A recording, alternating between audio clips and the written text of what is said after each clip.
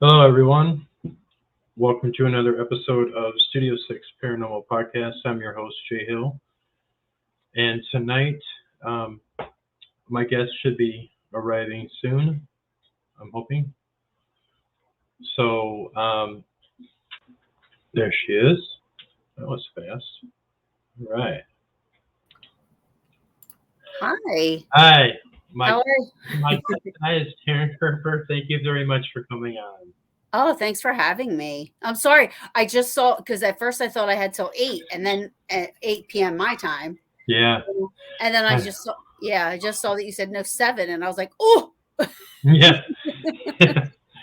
Yeah, there's a lot of people that are, especially in the East Coast, who have done that before, where they get the time backwards, and that's fine. I mean, it all worked out. So, Absolutely. Thanks for having me though.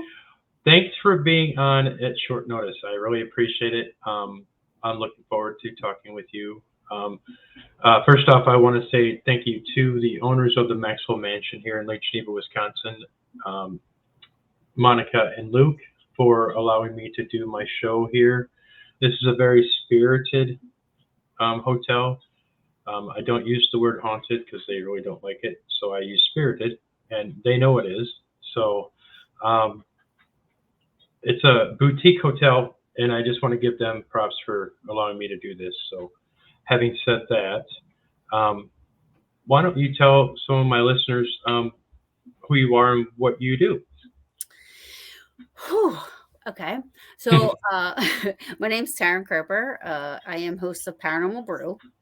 Paranormal Brew started 2017, but it started as just mainly through Mixler and spot like radio type internet radio stuff. And then I discovered Facebook Live. And I was originally with other people doing Paranormal Brew. And they kind of, it was a couple, and then they had to do, they had to back off. And then I had my best friend join me, and then they had to back off life and stuff like that. But this is Paranormal Brew is my baby, so I couldn't I couldn't stop doing it. I love it. My main goal with Paranormal Brew is, it I all the shows that were coming out, and I minus Ghost Hunters because I have a lot of respect for those guys on, like Jason and Steve. I really love how they investigate, how they handle clients, how they present evidence. Not everything's a demon. They don't have their clients crying and running out of a room, and wanting to sell their house. Hmm. But all the shows that were coming out were kind of gearing towards the negative side of things. And as we know, that's few and far between. Hmm. And it's, obviously, TV is entertainment, but there are some people that are paranormal enthusiasts, young children, kids that watch these shows and think that's how you're supposed to do it. That's how Hmm. you investigate. And it's not, if anything, you could get yourself in trouble, hurt. They don't realize that they have to get permission to go into these places. Hmm. You're not supposed to say, throw something at me, you Hmm. know. So that was the first part of it. And then I started having guests come on, and then that still is my focus, but also the people that come on my show, I want their voices to be heard, their knowledge to be shared, the things that Hmm.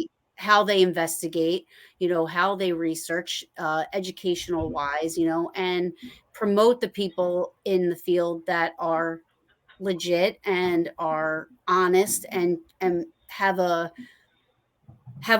heart Hmm. that, the old school, the people before us had. Hmm.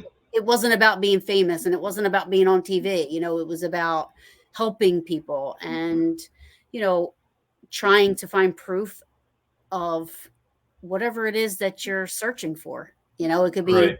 UFOs, Bigfoots, Men in Black, Hmm. ghosts, whatever. Hmm. Right.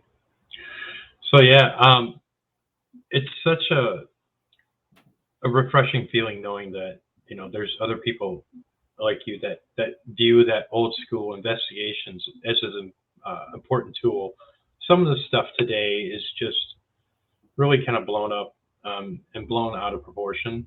To each his own for everybody. But it's just when it comes down to brass tacks, if you're going to investigate, you need some just simple tools, and you go with your gut instinct. And always be respectful. And that's a lot of that nowadays is just young kids think that investigating or ghost hunting is just a game, and it's really not. And just like you, that's why I do this show, so that I could get different types of opinions on all different levels, and also educate people on certain things that they may not know about, that I might not know about, which I've learned a couple different times, where hearing somebody talk about something where I thought I knew a little bit about, I really didn't. And so it's also educational and benefit for me doing this show, just like when you do your show. It's a lot of it has to do with the positive reinforcement. You know what I mean? And absolutely. People need to see that, need to hear that. Yeah, because there is there is a lot of drama in the field, but like also there's so much positive, and there's a lot of people that aren't in the paranormal field. And when I say paranormal, I mean it's everything. It's everybody that researches and whatever it is your thing is. Like I said earlier, Bigfoots or this or that. There's people from the outside of it, that look on the inside and think it's sometimes, or not everybody, but there's people that look at it as a gimmicky type of a thing, but they don't realize all of the good things though that the paranormal field does. I mean, look at all of, which is another thing, a reason I have the show. A lot of our peers do events and they raise money, whether it be for animal shelters or wounded warriors, vets, locations, historic buildings that have significance with our history. I mean, a lot of good that we do. It's not just running around it in the middle of the night and looking for Casper. Right, pretty much.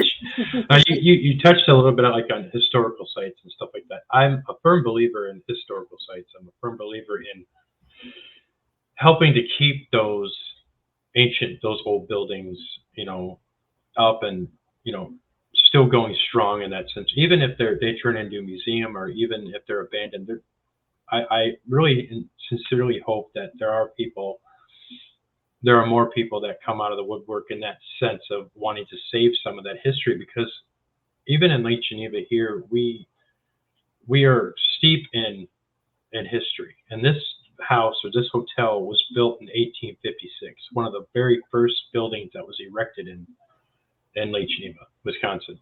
And so there's other buildings that were downtown that were old, and but when real estate comes in and kind of just wants to out with the old and in with the new, it really drives me up a wall. And I've seen that a lot here in Lake Geneva, and it's sad, and it's really it's so frustrating. If I had the money, I would want to save them all. I mean, I love the whole history, and I see, people say, oh, this house is going to be torn down because nobody wants it, but the history of it, there's a lot of people that don't see that. There are quite a few that do see that, but having the resources, like when you talk about events, that helps pay for that. Yeah. That helps to build that up. Some of these people don't realize that the money isn't something that these people who are hosting these events are just going to pocket the money and run to the next Starbucks. Right. It's going back towards the community. It's going back towards, the historical societies or something that they are passionate about. So, absolutely. Yeah, like I'm an independent investigator, so that means I do have people that I investigate with, that I trust, that I know, that I've known for years. So when I get asked to help out, so I help out, Fort Mifflin, Selma Mansion, and Penhurst when they have like public events if they need help, and then I will, if an investigation comes my way, I'll reach out to a certain group of people, that will do that with me. But my point is, like, take Selma Mansion, for example, of all the events that we've done and or that they've done, and like I've been a part of, and I did do a couple events there, just investigating stuff. But when you see the new roof go on, or you see the heat being fixed, or right. and you see that what you're doing is making a positive, if like making up like this building come back to life, like you can almost feel the energy in the whole place change, but you feel like you're a part of that history. You're a part of the history of that building. Right. And that is that speaks volumes, to me, and I'm sure to some people that really enjoy doing that, and sometimes I drive by some of these places and I just, God, my heart longs for them, heart longs for these buildings, and it's like, man, I wish I could save that, or I wish I could save this, or, but, alas, we just do what we got to do. Yeah, and you try. I mean, there was a building here, and I'm caught off guard, so I can't remember. So I'm in New Jersey, unfortunately. Okay. And New Jersey, people around here, contractors, builders, stuff, they see green, they see something, they just want to tear it down and build, right? And there was a house, I think it was early 1700s, and not even 100 feet from the house was a cemetery. Oh, wow. And there was petitions after petitions after petitions to save this house, and unfortunately money talks, right? And they wound up knocking the house down, and trying to build like an overpass and this and that. Well, I think it's ironic, and I think it also has something to do with what they did, but mid building this overpass and stuff, the side of the whole wall just fell. You know what I mean? It just fell. I mean, like a big, huge, long wall that went up 295. It just fell. The dirt, everything just crumbled. Wow. And the building of whatever they were going to be building just ceased. And I said, "That's what you get. You're messing with stuff, but you're messing with stuff you shouldn't be messing with." Right. Right. Yeah. I mean, and who knows? I mean, being so close to a cemetery, and I know that the activity of certain cemeteries, especially when there's a house that old, I'm telling you, man. I mean, it's just, there's some connection. There's got to be, And how do you sleep at night knowing that you're erasing history like that? Just getting rid of it. Right. I that's what I don't get. I mean, I drove by a building in downtown Lake Geneva here, and it was an old funeral home that I grew up walking by on my way to school. And I love the architecture. I love the building. It ceased years ago to be a funeral home, but then other businesses came in, and one was a coffee shop, one was something else. When I walked in there, I could sense there was so much energy in there, and I loved it. I loved the hardwood floors, the whole 9 yards. And I drove by it one day, and they were tearing it down.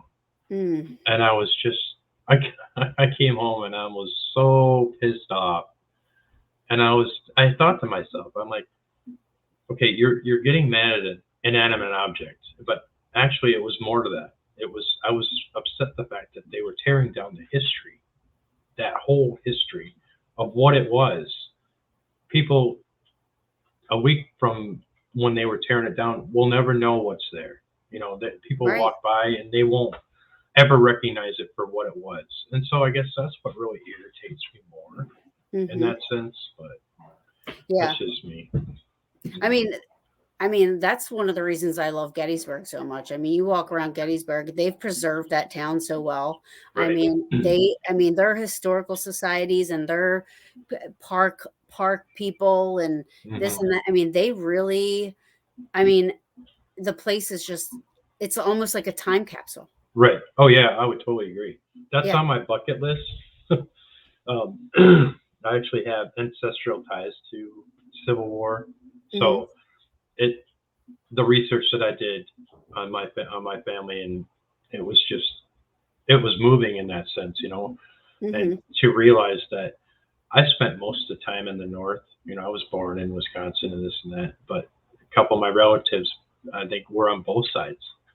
So it was really, and I love. There's something about Gettysburg that just it speaks to me, and I'm sure it speaks to a lot of people. The history of that and the way it's being preserved, and the pictures that I've seen, and people that I've talked to that have gone down there and experienced the sheer awesomeness of it, Yeah. and how everything is just moving. Yeah, it's definitely, I mean, there's people that hate it, and I feel sorry for them, because I mean, that's my Calgon. I mean, I go probably 15 times a year. It literally recharges my battery. Hmm. It, it really, I feel like it just cleanses me, and then I can, you know, but the one thing about it is that, you know, I'm also a very patriotic person. And Right. I feel like Gettysburg is the heartbeat of our nation. I would agree. I would And totally agree. yeah, and when you go there, you kind of feel that in the air as well, not just the hollow ground, and not just, I mean, 50,000 casualties, and that includes, it's not deaths, but I mean, it includes deaths. It includes, wounded, captured, Hmm. POWs, all kinds of stuff. Yeah. But when you think about that, and you go there and you're watching, I mean, Chamberlain, who was with the 20th Maine, and he was the one that, I don't know if you've know a lot about Gettysburg. I'm not trying to, but Oh he yeah. did bayonets, and he like charged the Confederates. Like, they think that that was like the turning point, of the Civil War, was that moment. But um the heroism and everything like that. And yes, there were a lot of deaths, but Chamberlain would go back there every year, the anniversary, Hmm. of the war, and he said the spirits linger. They love being honored. They Hmm. love that people come out there and they honor what happened. They have respect, a healthy respect for what happened there, you know? Right. Right. So, My nephew, his middle name is named after Chamberlain. oh, really? My brother-in-law, his great grandfather, I think it was in the Union or something, and so um, somehow with Ancestry.com or whatever, they found that, and when Josh was born, my nephew, they gave him the middle name Chamberlain. That's awesome. I think, And yeah. yeah, I think I tell everybody, if there are such things as past lives, he was probably my husband. Nice, nice. And my nephew is a Marine. Oh, thank you for Oh yeah, yeah. my goodness. I mean, every morning I put up an American flag. I say, "Good morning, America." Hmm. I'm a huge patriot, a huge Yeah, patriot. I have so much respect for our military, yeah. Oh, I do too. My daughter is a chief petty officer in the Navy. love her, So love her. I yeah. don't have the balls to be in the military. So, I mean, I have the utmost respect for the people that have been Yep. in there and are in there. Oh yeah, most definitely. So let's talk a little bit about some of your paranormal experiences that you've had on some investigations. Sure. What's some of that stand out in your mind that you feel that you made a difference or that you didn't know what to do? So I'll bring up Penhurst first, Okay. because Penhurst, for some reason, prior to going to Penhurst, and that's in Spring City, PA. Prior to going to Penhurst, once I heard about Penhurst, I wanted to go there so bad. I was Hmm. a part of a group at the time, and they went out there a couple of times, and it was a missed opportunity for me to go. But I was like, I have to go, I have to go, I have to go, and I didn't know why. So I go at one time, my first time, and I'll tell you, I'm the worst at setting up any types of protection or anything. I'm so bad at it. Like, I I is that, can you hear that? Never mind. Sorry about that. Is that you? Yeah, that was me. I Oh, apologize. okay. So I went there and I'm walking through, and all of a sudden I started to feel, now I'm not somebody that goes to an investigation to find a ghost. I go there to find what could be causing this. What Mhm. could be causing that? How could they see this is happening? How could they feel that? Like, what is going on in this building that whatever, you know? Mhm. So, anyways, we're walking through, and all of a sudden I felt almost like drunk or drugged. I don't know. I've never experienced anything like it before, nor have I since. Um, I was kind of felt like giddy, almost punch drunk, if you will. Mhm. Mhm. Um, so the people I was with took me outside of the building, and I was kind of just, I felt a little bit better, went back in, same thing. So then I realized, like, I maybe should sit this one out.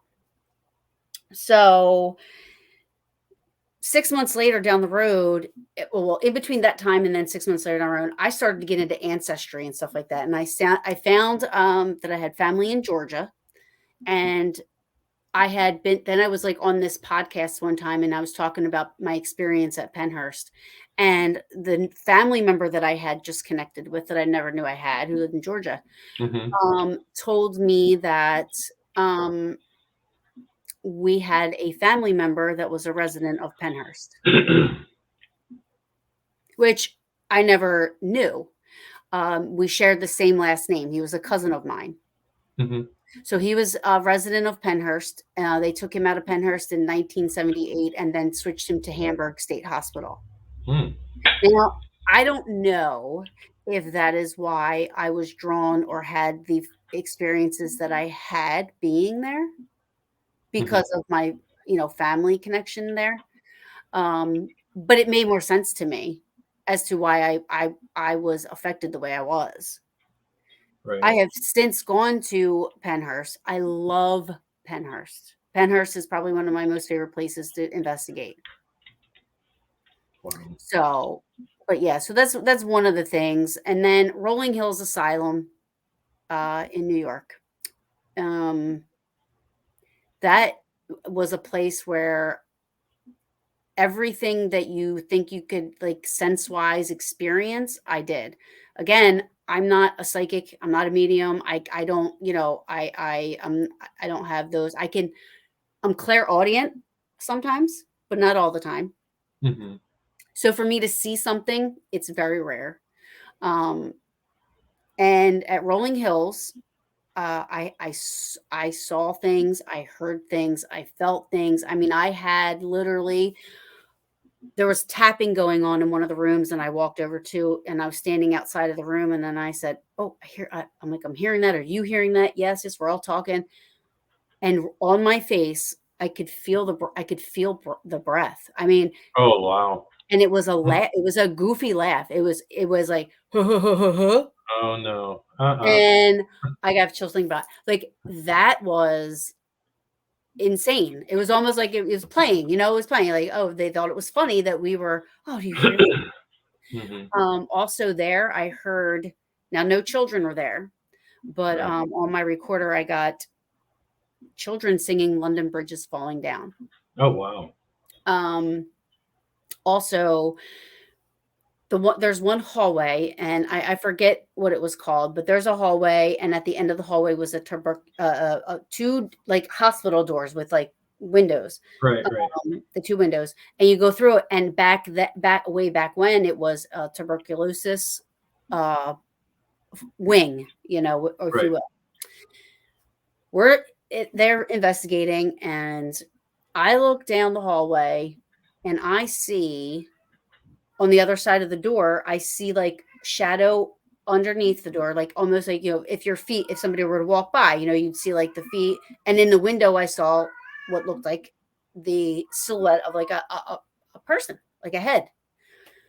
So right away, I do a count of all the people I'm with. I'm like, 1, 2, 3, 4, okay, we're all here. I was like, did anybody see anybody go down there? No. So I just automatically run down there. I'm scared at this point because I'm like, I don't know what I'm going to encounter when I get there. Right. Because this is like on this was like up on the second floor. Mhm. So I go there and I stood outside the double doors and I'm just waiting to see if I hear anything. I didn't hear anything. So I just busted in there, like boom. And I was like, who's there? And I look and you can see it both ends, and it's windows all around because then they would Right. have to have the windows open up, there Uh-huh. was nobody there. But I know what I saw. Right, right, right. I saw something that looked like a person walk. So Rolling Hills probably is another one that in one single night I had so much happen. And Mhm. normally you don't have that much happen in one night. Right, right. Wow. That had to have been So, exhausting. oh my gosh. But then again, and then I have to say Gettysburg. I mean, I've had so many because I go so much. I've had Right. so many experiences in Gettysburg and at different hotels and inns. And I mean, that would be a 3-hour show in itself. Like I mean, Oh, oh Gettysburg yeah. is Oh yeah. amazing. Now, have you been to some of the, I'm sure you probably have, but have you been to some of the museums in Gettysburg? Some of the museums, yeah. Yeah. Mhm. Okay. Now, you've investigated in Gettysburg, haven't you? Oh yeah. Okay. So have you investigated the museum?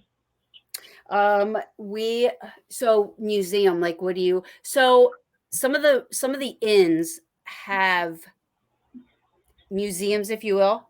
So Hmm. like the Tilly Pierce Inn or the uh Tilly Pierce Inn, it's a bed and breakfast, but it also has um like downstairs they have like this setup where they um, have some of the artifacts that they found. Tilly Pierce wrote a book, and stuff like that. Hmm. Farnsworth Inn, I've investigated.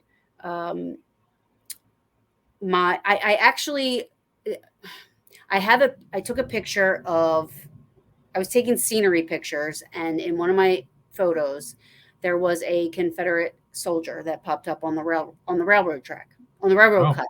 wow. So I sent the photo in to a couple of people that live in Gettysburg, because I did not want to put it out there unless I had some sort of professional, I guess, Opinion. yeah, other opinions. So I Hmm. sent it to, at the time, there was this museum called the International Museum of Spirit Investigation.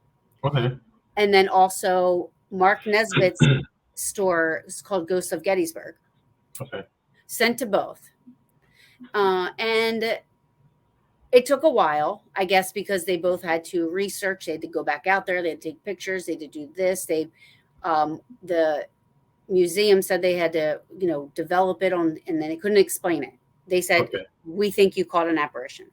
Mark Nesbitt said the same, that he Hmm. believes that I had caught an apparition. So actually, the photos hanging up in Mark, he hung it up in his store. So my photograph is hanging up in Mark Nesbitt's Ghosts of Gettysburg.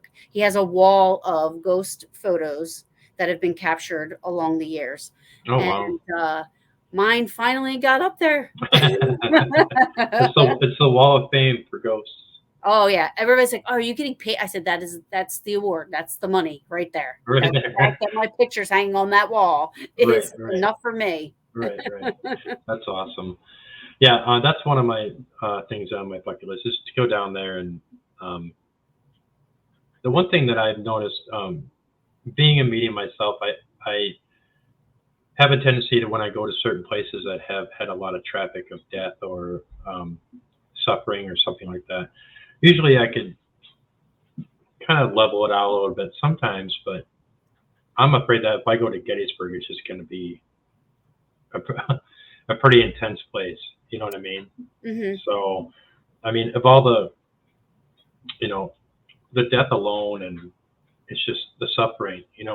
What really gets me is some of the houses that were used as makeshift hospitals, And there's a lot. and there's a lot. And that, back then, somebody was down or they had a troop down or whatever, and they just bust in and take over your house, and that was the makeshift hospital.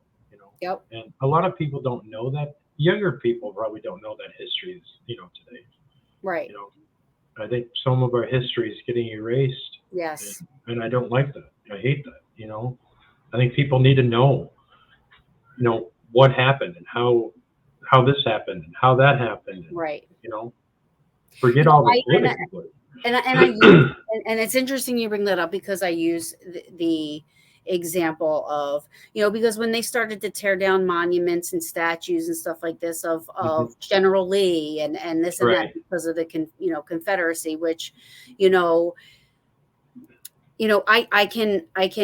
I hear the argument. However, I always say, I use this. I say, I went to the 9/11 memorial, the museum, the 9/11 memorial. Mhm. And we all remember how devastating that was to us as a country, Right. and how, I mean, I cried. I didn't know Right. anybody that perished in 9/11, but that was almost like it took a piece of us. Oh yeah. Oh yeah. Most definitely. So I'm walking through, and it takes about 3 hours to get through, and it's an amazing memorial museum. It's amazing. I mean, they have a fire truck in there and everything. I mean, they have so much stuff, right? And as I'm walking around the corner, the first thing they have is they're actually playing the phone calls and stuff like that of the people that were calling their loved ones, whether they were in the planes or they were in the Mhm. buildings. And and you almost start to get mad all over again. When you watch those shows and stuff now, you're like, Yeah. oh, it just makes you so angry. Mhm. And then you go around the corner and here's this one little area set up where it shows all the pictures of the hijackers. It has their laptop, their shoes, their badges, their pictures. They have like all this stuff. And I was so angry. I said, Right. how dare they put them in here? They don't deserve to be in Remembered. Period. they don't deserve it. Yeah. However, if you take them out of it, 100 years from now, people are going to be walking through here thinking, what happened? Right. Who did this? Why did they do it? Mhm. What when you take a piece of the history out of it, then the Right. rest, it doesn't make sense and you can never learn from it. Right. That's a very good point. Yeah, that's a very good point. And with them, even like them being what's left over of them in that sense, their effects in there makes sense. Right. It would still make me upset. You know Yeah. what I mean? But I get it. Somebody had that mentality to think that. You know what I mean? To say, hey, we need to do this. And probably somebody said, hey, you are nuts. Why would we do that? You know what I mean? So, And it is. I mean, it's like I said, when I saw it, I was like, I cannot believe that they have their faces here. right. Like and all their things, like how, like I don't want to see that. Like, and it's pisses me off, and Right. I could very well petition and protest and say, take it down. It's not right. But then again, you're removing a piece of the story. Right. You're taking it away, Right. and as much as I hate it, you can't remove that part of it. You understand that fact of it, Right. and the Right. same with Gettysburg in that sense. You can't Right. remove the things that had happened there. You can try to erase as much as you want, but there's always going to be some type of piece of evidence or something there that's going to link it. And I truly believe that. I mean, as sad as it is, politics sucks. Oh yeah. Oh You yeah. know. Oh yeah. So, surrounding myself with paranormal people and trying to talk about things that I'm passionate about, I had to get rid of a lot of people on my Facebook because I couldn't do the whole two-sided argument anymore. It was just getting to I was like, I'm done. I don't want to see it. I don't want to talk about it. I don't want to do anything. Right. I want to fill my Facebook page that I'm on looking at almost every day with something that I'm passionate about. You know what I mean? Right. So, Mhm. but yeah, it's sad, that the world is the way it is right now. It's upside down, and I think that we as Americans, and we're always trying to find the answers on things, and just so happens to be that I'd like to find the answers on the paranormal side, and I think there's so much more truth that we haven't even uncovered yet, Right. and I don't believe anybody has it all figured out, you know, No. I and don't anybody claiming to say they have it all figured out, then yeah, I got a few questions for you. right. you know, so Absolutely. It's sad because you do have people in this field that take advantage of certain things, and yeah, certain people, and right. um, you know, and it's unfortunately it's hard to, trust Hmm. some things or Yeah, some. yeah. Oh, most definitely. Yeah, and it's just taking things, excuse me, taking things at face value for what they are, and being, non-judgmental, and just trying to be. I always tell people, if you're unsure about your life, just be the most genuine person you can possibly be. Yeah, Just be genuine. Be who you are, not what you think you are or what you want to be in that sense. You know what I mean? oh yeah, It's just be your true, genuine self, yeah, and you'll go a lot further absolutely, instead of being somebody else, yeah. or something else in that But sense. yeah, but bringing up, there is a story that even the guys that were fighting, in 1863 in Gettysburg, there's a story from that comes from Little Round Top, that they actually saw an apparition. Oh, I believe it. Oh yeah. Yeah, they described what he looked like would be George Washington, but I don't know. It never has been said that that's who it was, but the Right, right. description that the men gave Hmm. kind of sounds like it resembled George Washington. But they said this guy just rolled up on a white horse. He had the white curled hair, and this and that, and then Right, right, told them that they're at the best position, and they freaked out. They didn't know what was going on. They asked who the heck the guy was that came up, and nobody else knew what they were talking about. So there was a couple of them that saw this, what they thought was a ghost. really. Yeah.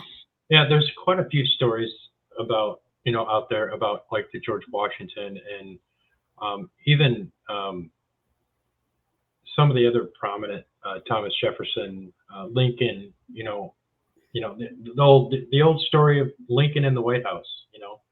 Yeah. Knocking on. I love that story. I Yeah, mean, I yeah. have a book. Yeah, I have a book. It says, it's like, Ghosts of the White House, which, Hmm. yeah, I mean, it's very interesting. I think I learned that, my first book I read, was in fourth grade, and it was called Ghost by Daniel Cohen. I And remember Daniel Cohen. that was my very first paranormal book, ghost story I ever read. I read it from cover to cover, and I was in third grade, and I thought it was the best book ever. And I still remember some of the stories in there. And Wait, did he do anything else? Why? Like, I remember.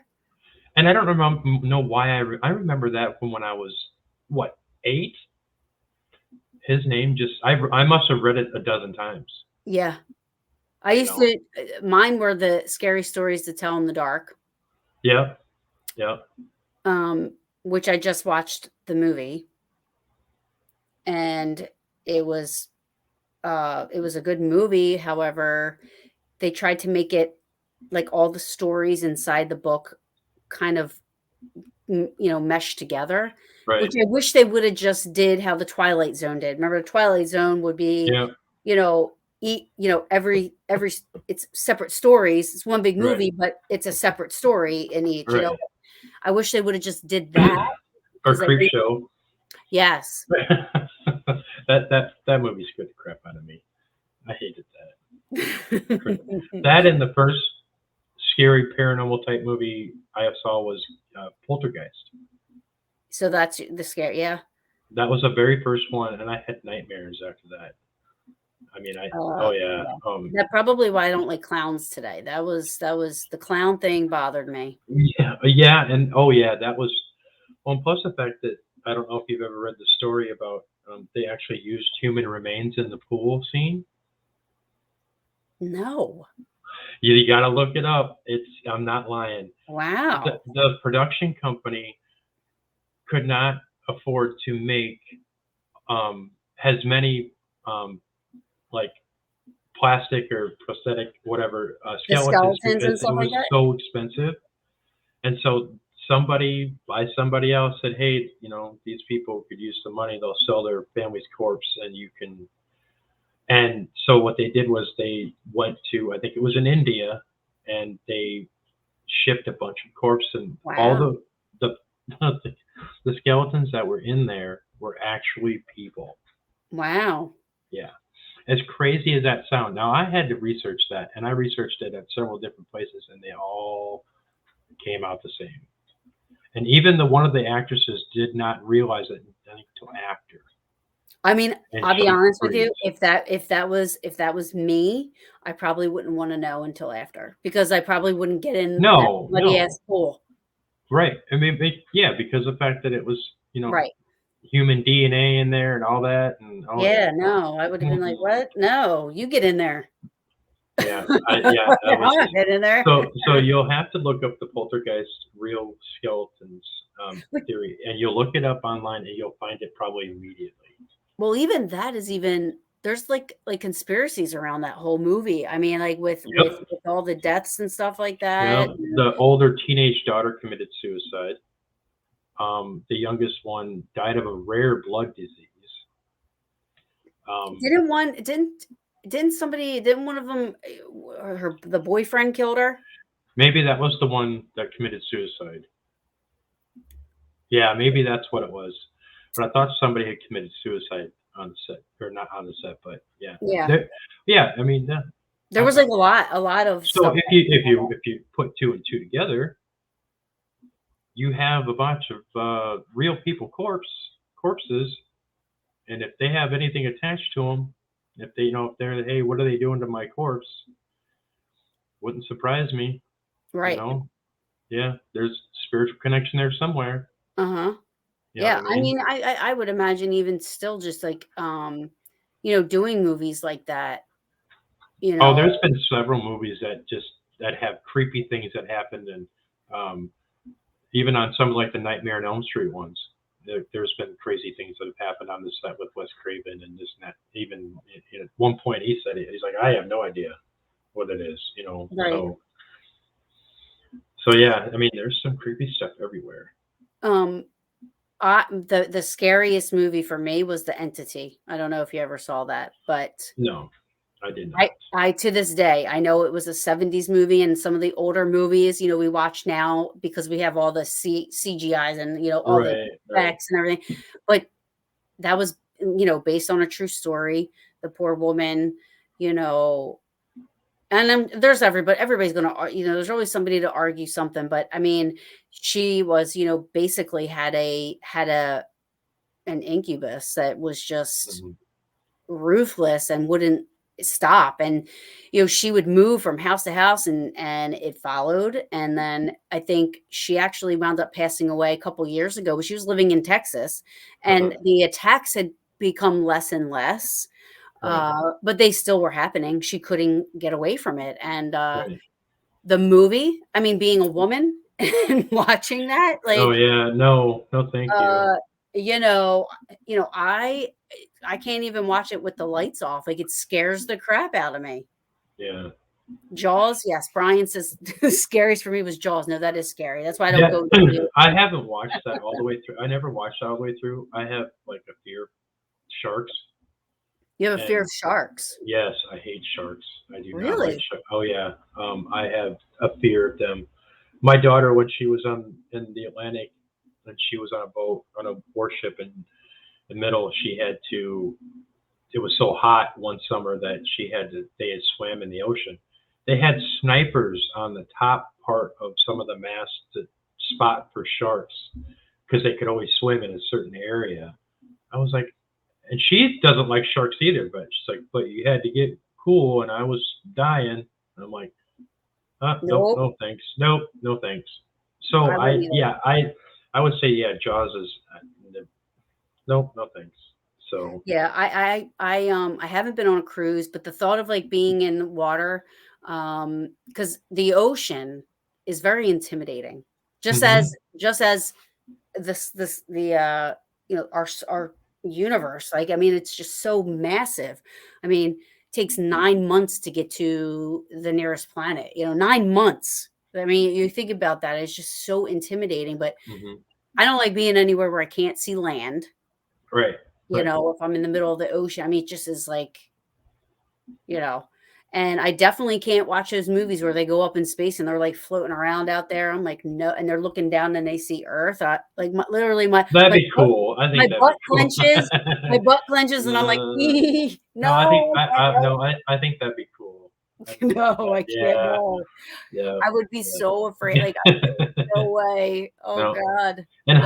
heights don't scare me, but yeah, it's just that would be pretty cool. Water, I can agree, but you know what? Every dream that I've ever had in water, I can breathe underwater.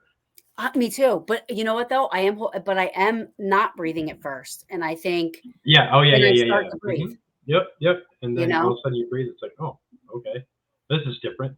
Mhm. You know what I mean? So Mhm. I think my elements, people have certain elements that are attached to them. I think, some people have all of them, and I do believe I have all of them because Mhm. I like earth, I like fire, I like, sitting in front of a fire, I like the warmth, I like the water, I energize, I get charged from Lake Geneva when I sit there and meditate sometimes in the summertime, and I can just feel that.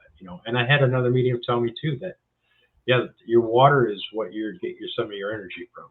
And Mhm. so I can just feel that, you know what I mean? So, and I love trees. I'm a tree hugger. I love trees, you Me too. know. I hate when people, and that was what I was telling When you. people tear trees down, I just want Oh. to go over there and I just want to tear them down, you know. Mhm. I just like Yeah. that.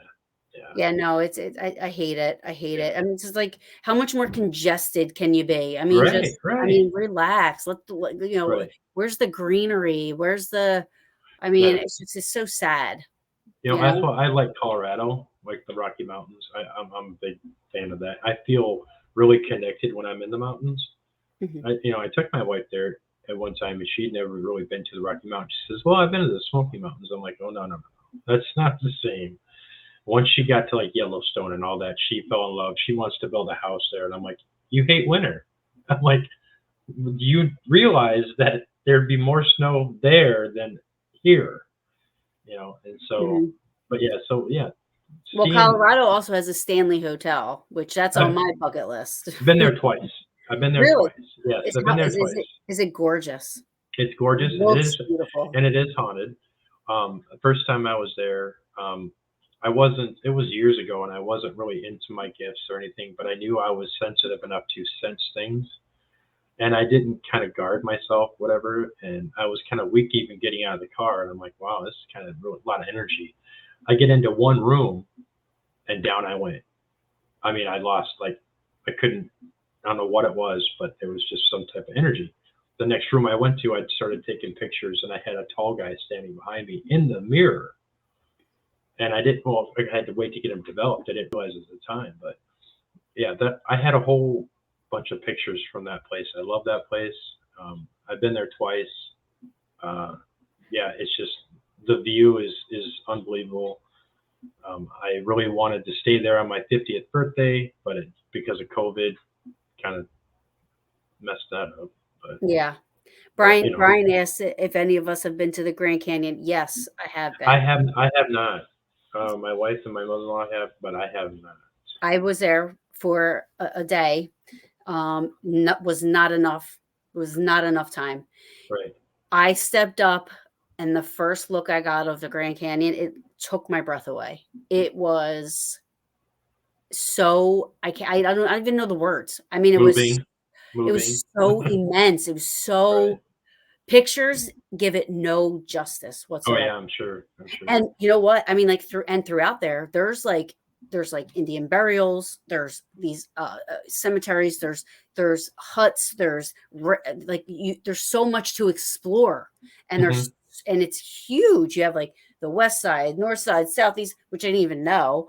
and it's just like I want to go there for like a week and just be able to just explore everything and Right. hike and explore and oh, I mean, and the animals, like, I mean, we saw huge animals, it was amazing.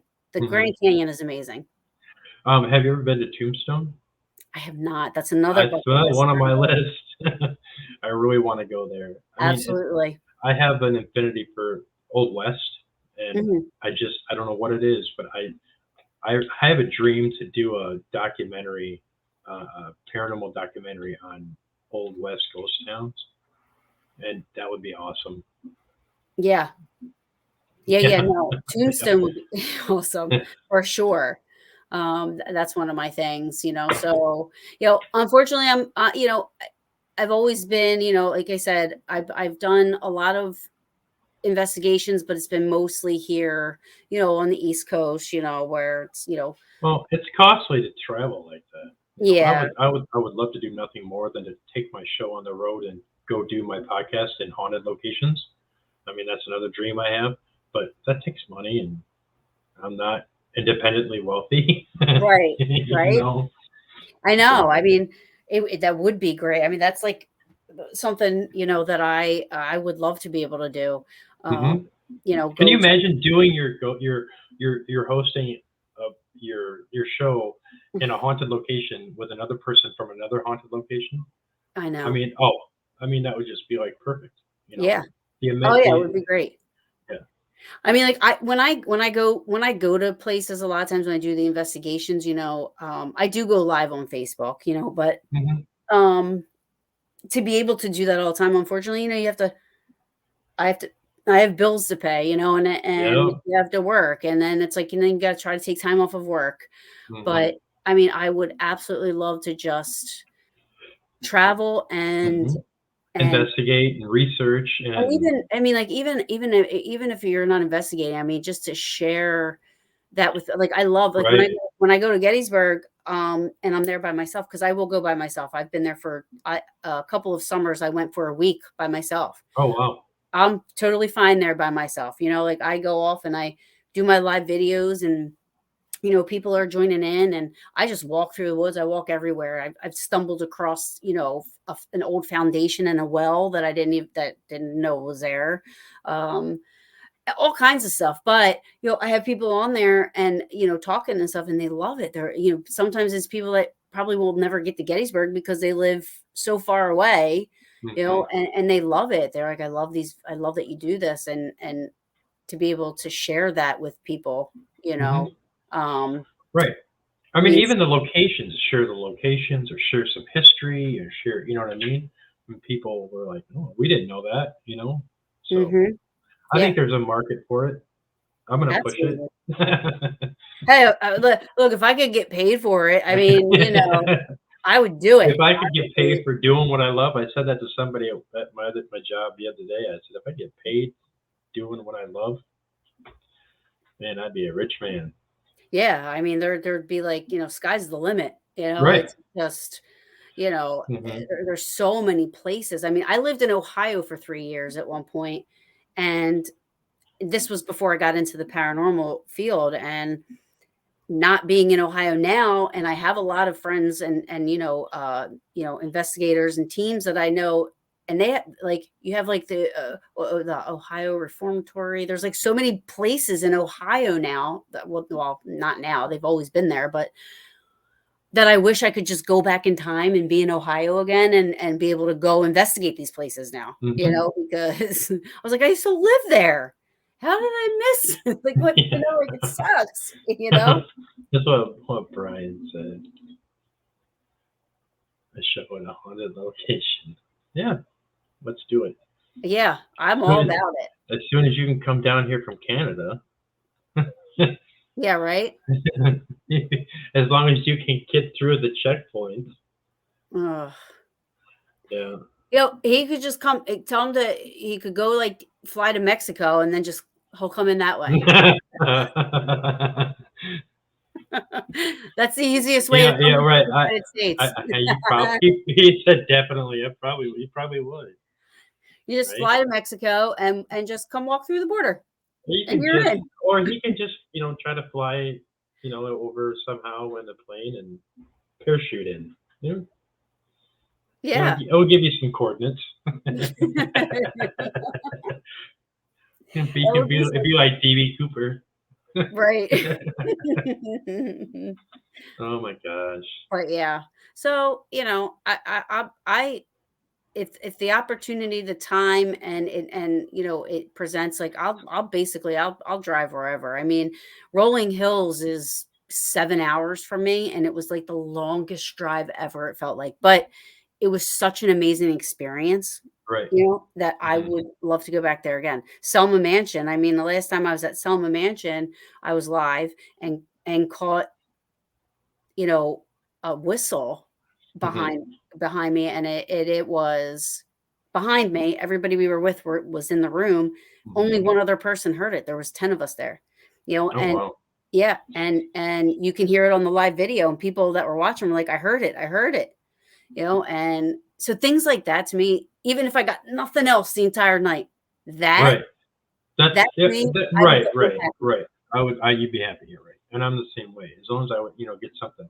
And there's times that I don't get anything. Um, but yeah, just even that one small piece of evidence, or something that that acknowledgement. You know what I mean? It means a lot. To people like us that are in this type of field that want to experience that. But I actually had a thing where I had a guest and I had some things happen, and I got my little toy ball there that goes off vibration or whatever. I had quite a bit of activity, here even, and that's all it takes, a little bit. And I'm appreciative. I always say Mhm. thank you, I mean, so, but yeah, to be able to take this, to go on the road to investigate into, I just, I'm more of like, I just want to know the history. I'd love to hear about the history and research that, and even having somebody tell me the history is fine. You know what I mean? Just getting that. I mean, it's like sitting down to a good meal, and Mhm. you get to eat all the best food. Right. That's my opinion. I mean, that's how I Yeah. look at it. I try to use a lot of things in analogies. Yeah. So. I mean, when I investigate too, and I mean, I'm sure skeptics and paranormal investigators both will cringe when I say this, but I'm not a big equipment person. For me, I feel like I've had plenty of personal experiences, plenty of, you know, EVPs and all kinds of stuff happened to me. I'm not really trying to prove it, Mhm. to anybody, because the people that don't believe are just not going to believe. So Right, you right, could catch the best evidence in the world and they're still not going to believe it, right, and then you have your healthy skeptics, and you have, which I think I am. I mean, I like I said, I don't go into a place, you know, looking for, well, I do. I mean, I do look for the activity, but I'm not. That's not all of it. It's, hmm hmm what could be making this occur, or right, trying to right, find like a reason for it, as right, well. right, right. Um, and then when you do your investigations, you always have to be careful who you're investigating with. You have to trust the people that you're with. That's the biggest thing too, is trusting who you're with, and knowing who you're with, and I mean, yeah, I've experienced some of that in the past too, but you just gotta go with your gut instincts and your intuition and Yeah. And I'm not afraid to tell somebody either. I mean, I was helping Penhurst out, and one of the people that worked for Penhurst was exaggerating a situation and saying that he was being hit and punched and this and that. And there was people there that paid to be there, that were enthusiasts, and I could tell one of the girls was getting scared. And I said, listen, I'm like, you need to sit down. I was like, nobody's punching you. Nobody's doing anything. I was like, you need right, to relax. right, right, I'm like, you don't have to make this huge, big scene for people to have a good time when they're investigating. Like, you can make it an experience for people without having to lie or, Right. exaggerate. Let Yeah. let the people run the investigation. You're just there to help them. You don't Right. investigate. That's not what you're there. You let them Right. investigate. Right. This is an acting school. Yeah. Because there's people out there that are like that, what can drum up more business. And that's just But again, it's what they see. And I'm sorry, I know there's people out there that probably love Ghost Adventures, but they see Zach Baggins, how he's like so, oh my God. And even Destination Fear, the same thing. I mean, they're very reactionary when it comes to if they hear something, right. And I mean, people tend to think that that's like, what you're supposed to do. I mean, or that's how you react. Now, granted, I'm in a place and I hear something, I'm going to be like, I'm not going to jump up and down and scream and hoot and holler, but I'm going to cautiously go towards whatever it is that I'm hearing. Right. I've told that to people before. I go in if there's an investigation or if there's activity. I'm the first one to go in. A coworker of mine said, "You're nuts. You're like running." People run away from a fire, not into it. Right. But that's just the way I think. But right. So yeah, so I think we're about out of time, but I want to thank everyone, and I want to thank my guest, Taryn. She's been fantastic, and thank you so much for coming on today. Oh, thanks for asking me. I'm happy you asked me to come on. I'm happy. Yeah, yes, this has been fantastic. I could probably do this for another couple hours, but Yes. Yeah, but so you could probably everybody check me out on Twitter. Check me out, Studio 6 Paranormal Podcast on Instagram and Facebook and YouTube. And did you want to plug anything? Do you have your show? Yeah, Paranormal Brew is my show. It's every Wednesday, 7:30 p.m. Eastern time. And I am booked with guests until May 1st. So check me out. It's on YouTube. It's on Parapost Network. It is on Paranormal Radio King Network, and Unrestricted Paranormal, and YouTube. I don't know if I said YouTube, but Paranormal is on YouTube. Yeah. But yeah, and I just found out prior to coming on here, I didn't even know this, but I guess there's a Paranormal Awards, and Paranormal Brew's been nominated for the podcast part of it, and I did not even know that. So sweet, congrats! Yeah. That's awesome. Yeah, so they're me. I'm nominated, and so if you guys can go on there and just well, first check my show out if you haven't seen it, right. And if you like it, then but yeah, this week coming up, I have. Like I said, I'm booked until, May 1st. So there's always something fun going on. Yeah, and I got to be on your show soon. Yes, we'll set that up. I definitely would have you on for sure. Yes, thank you. So thank you, everybody. And thank you, Tom. I appreciate it, Taryn, very much. And thank you, Jay. Everybody's been great. Thanks for all the comments. And I will see you Sunday at 6 p.m. Central.